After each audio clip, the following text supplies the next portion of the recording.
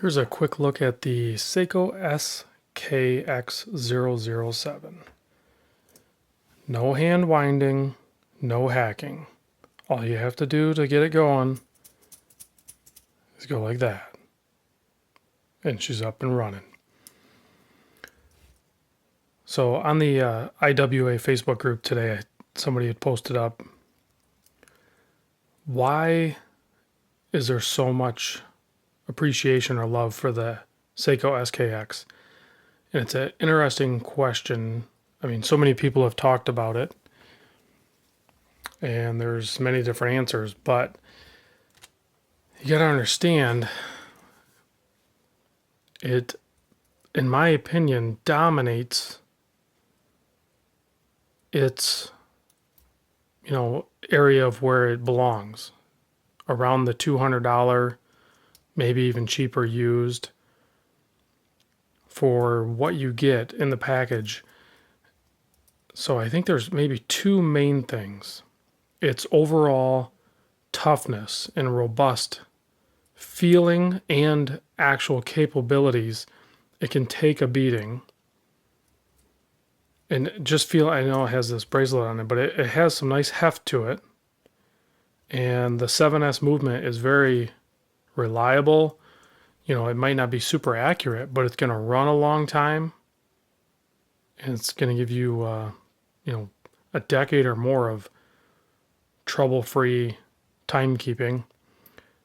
As long as you're, okay, so here's the compromises.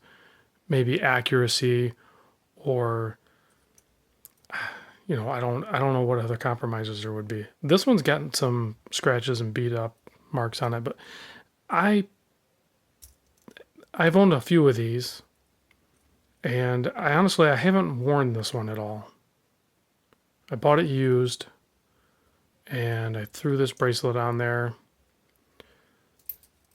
and I'm not super connecting with it. I appreciate it for what it is and what it's capable of, but I'm also in the camp where it just doesn't find its way on my wrist. When I do force myself to wear it, it does wear really nice on the wrist. And I used to have the skx011, the orange dialed one. And I had that one on the factory Seiko Jubilee, and I wore that one a lot. But if I have this and I have a monster, me personally, the monster's always going to find its way on my wrist. So that's where the SKX, although I think it's great, and I can see why there's so much appeal for it, but I don't know. I don't wear it. So I think I'm to the point now where I'm ready to even sell this one and just move on from the SKX, period. So, and this one's tight. This one has a nice tight bezel with very little play in it, but it's super solid feeling. And as far as alignment, it lines up really good. I've seen some that are really bad. This one lines up pretty dang good. The crown, everything on it works really good. Like I said, I haven't worn it much, so I don't know about its timekeeping. I'm not super picky on some of these Seikos as far as, the plus or minus on the time, because I only usually wear like this for like a day or so. It's kind of tough getting that screwed in. It's giving me a hard time. So there's that. This bracelet, if I sell it, will not come with it. This is one of my, I always keep like a 22 and a 20 just in case something comes through. Actually, I don't really care. I would sell it with it.